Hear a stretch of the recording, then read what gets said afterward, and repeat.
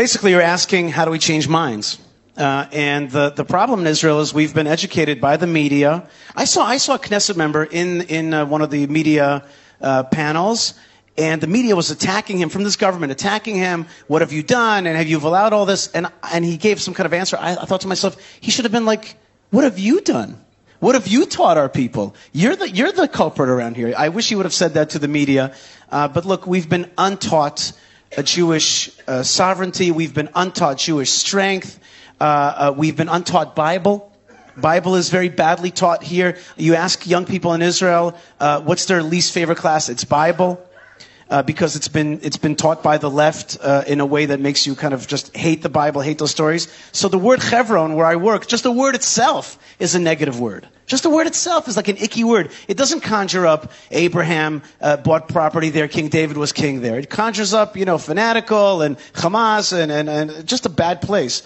And so we've been untaught a lot of the simple values that make up a narrative that gives you strength. And I want to use this opportunity to say, this conference is about sovereignty and about good steps moving forward. I think that if we would focus even on stopping to do stupid things, we'd be in great shape here in Israel. Just a little list, okay? Don't allow enemies to build up bases and tunnels right in front of your eyes. That's dumb. Stop paying money to the PA. They pay terrorists. Paying the money is dumb.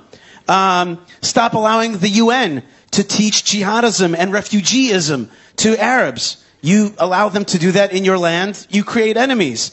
Stop feeding your enemy when you're at war with them. That's dumb.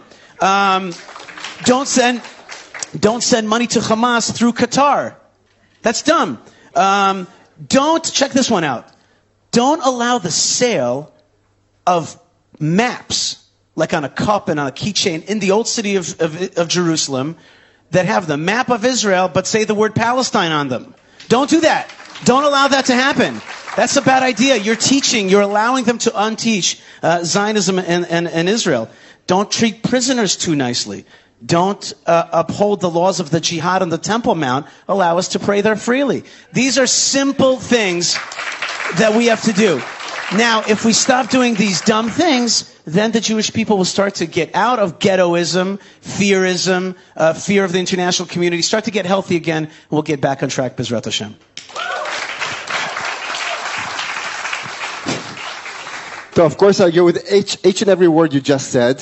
And I think that one of our missions is to wake up. Just simply to wake up, to look to the reality in the eyes. And I'm saying, it didn't start on October 7th. 30 years ago, when the Oslo Accords were signed, I think, and Ambassador Adar, you will correct me if I'm telling the story wrong, but I think Chairman Arafat went to South Africa, I think the week after he signed this contract, in 94. And he was criticized. How could you sign the deal with the Jews? How could you do that? And he told them, remember Hudaybiyah, which basically means, I'm sure you know the story, is the treaty that Muhammad signed with the Quraysh tribe, basically a peace treaty, which the meaning of it was, I will just come and slaughter you the day after. Nothing has changed. And October 7th show us the reality. Even for those who were skeptical, even though I know I've been just this week, I've been to Kfar Aza. I saw the burned houses. So many of them had flags with Shalom Achshav. Those are the people who believed in peace the most, advocating for peace the most, and were slaughtered by the same people they took to hospitals in Israel. They were slaughtered by them the day after. So we just need to wake up, not to be afraid, to look at the reality, and not keep doing dumb stuff like we are still doing, unfortunately.